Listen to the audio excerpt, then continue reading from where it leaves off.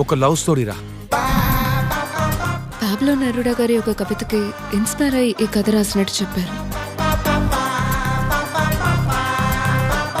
ఒక అమ్మాయి కదా, తన పాయింట్ ఆఫ్ వ్యూ ఏంటో తెలుసుకుందామని వెళ్ళి చెప్తున్నా. తను ఏం చెప్పిందో తెలుసా?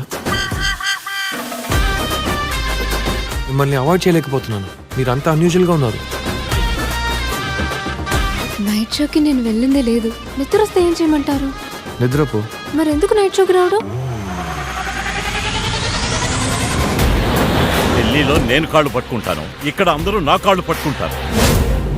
ఆ రిసార్ట్లో 100 మంది ఎమ్మెల్యేస్ని దాచి పదవి కొట్టేసారి. Super plan sir.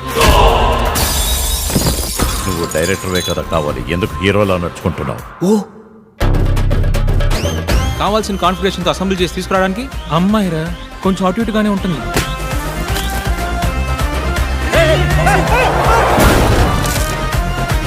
ఆ అమ్మాయిని మర్చిపోలేను, నాకు ఆ అమ్మాయి కావాలి. తను కరెక్ట్ గానే మాట్లాడుతున్నాడు.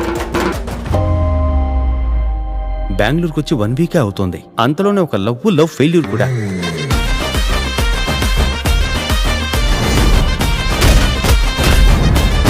నేను చూసుకోమనేగా చెప్పాను. నేను అసలు చూసిందని మర్చిపోవాలనుకుంటున్నాను. ఆ అమ్మాయి కావాలా వద్దా అని ఒకసారి డిసైడ్ చేసావు కదా, ఇప్పుడు ఆ అమ్మాయి నువ్వు కావాలా వద్దా అని డిసైడ్ చేస్తుంది. వేరెవరికో జరిగిన కథ విన్నట్టుగా ఉంది. మనకు నచ్చిన దానికోసం మనం అన్ని విధాలుగా వీలైనంత వరకు ప్రయత్నించాలి. ఆ తర్వాత కూడా అది దక్కలేదంటే అది మన తప్పు కాదు.